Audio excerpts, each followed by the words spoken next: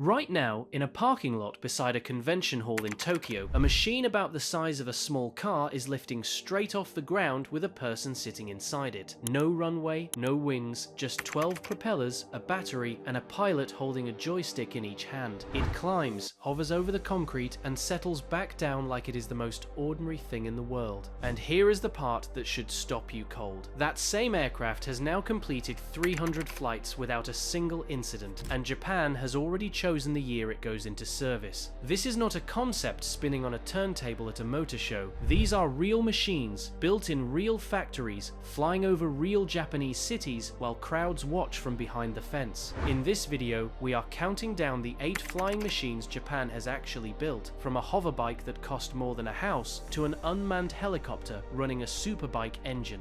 And the one sitting at number 1 is the reason the rest of the world is suddenly paying attention to a country everybody assumed had gone quiet. Stay until the end, because number 1 already has a launch date. Number 8, the Tetra Mark 5. We start with a machine built by a startup in Fukushima that quietly beat some of the best engineering teams on the planet. In 2020, Tetra won the Pratt & Whitney Disruptor Award at the Go Fly competition, a global contest with hundreds of teams from more than 100 countries. Their answer was the Mark 5, and it looks like nothing else in the sky. Picture a slim single-seat cabin between 2 long thin wings, one in front and one behind, with 32 vertical lift rotors bolted along them and one pusher propeller at the tail.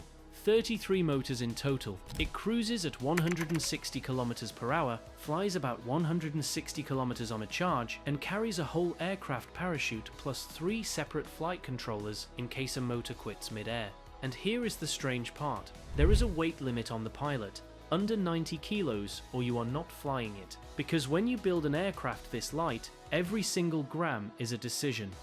Quick thing before number 7. We are pushing to hit 1,000 subscribers by the end of the month. If you are enjoying this, tap subscribe. 2 seconds and it keeps this channel alive. Number 7, the Kawasaki K-Racer X2. Now forget elegance, because this one is pure brute force. Kawasaki Heavy Industries took the supercharged 300 horsepower engine out of the Ninja H2R, one of the most aggressive motorcycles ever sold to the public, and dropped it into an unmanned helicopter the size of a small car. No pilot, no cabin, just a flying engine with a job to do, and the job is lifting. The X2 hoisted a 200 kilogram crate on a 15-meter cable, held it in stable flight, and set it down with an automated release. Kawasaki says that is the heaviest load ever flown by an unmanned aircraft developed in Japan. Range, around 100 kilometers. Endurance, roughly an hour. And it has already carried supplies from a pier onto the deck of a moored ship. Here is the detail that makes it feel like science fiction. It can carry a wheeled delivery robot underneath it, drop that robot on the ground, and let it drive the last stretch on its own. Mountain villages, remote islands, disaster zones with the roads gone. That is the target.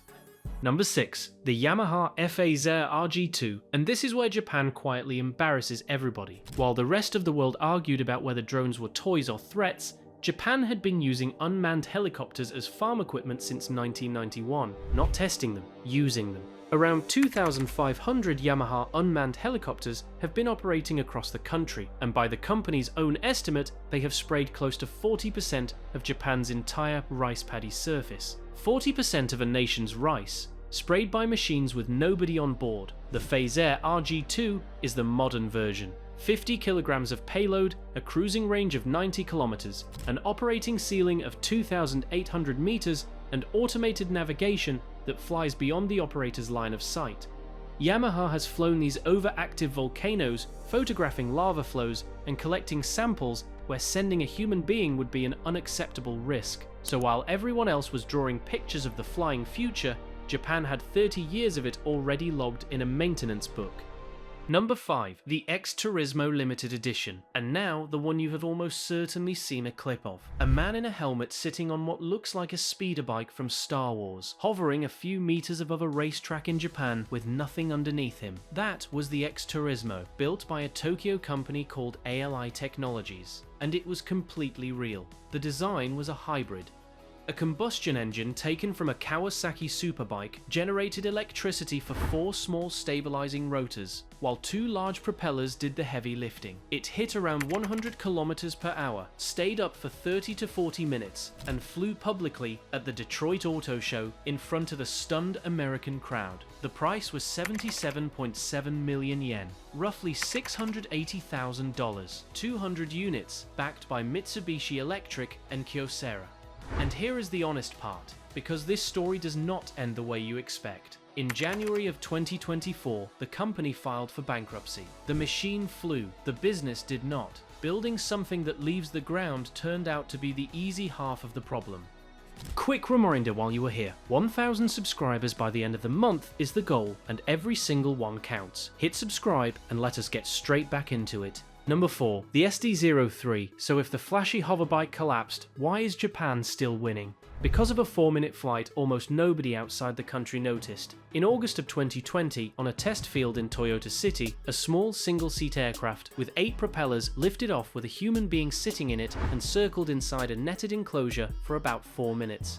4 minutes, a few meters up, watched by a small group of engineers and journalists in hard hats. It was the first public crewed flight of a flying car in Japanese history, and by any dramatic standard it was underwhelming. No speed record, no crossing of a channel, just a machine going up, staying stable, and coming down. But that flight did something no press release could do. It proved the concept worked in front of witnesses, and money, partners, and government attention started moving almost immediately. Every single thing you are about to see traces back to those 4 minutes.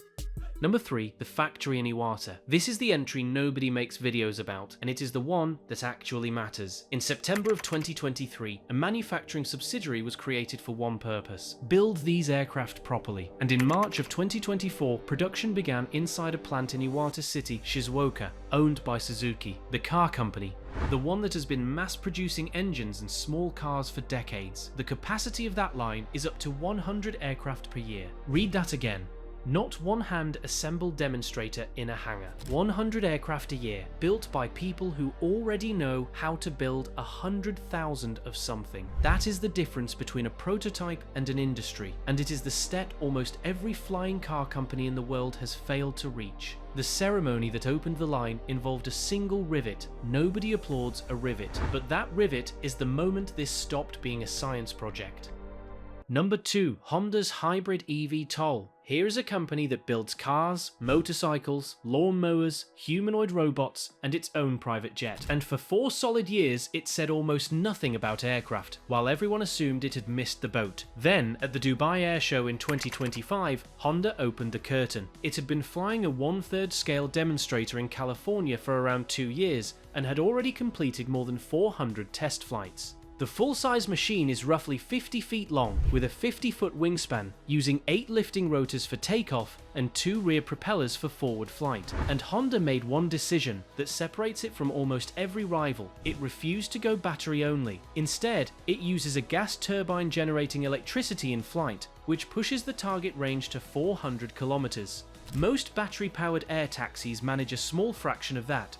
On the 1st of April 2026, that 7,000-pound aircraft lifted off in California, hovered for about 90 seconds and landed, flown remotely. Nobody on board. Honda's engineers were blunt about why. Human life is precious. Number 1. The SkyDrive SD-05. And here it is. The machine from the opening of this video, and the reason this title says shocking everyone. 3 seats, 12 independent rotors.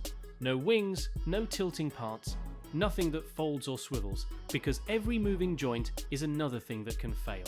A central flight computer handles the stabilizing while the pilot handles direction. Through the summer of 2025, it flew almost daily at the World Expo in Osaka, in front of enormous crowds. Then it moved to a purpose-built vertiport on Osaka Bay, built by the city's subway operator, sitting in an ordinary neighborhood surrounded by homes and shops. Then in February of 2026, it flew in Tokyo. In June of 2026, it held stable flight at 100 km per hour, the speed that matters for real commercial routes.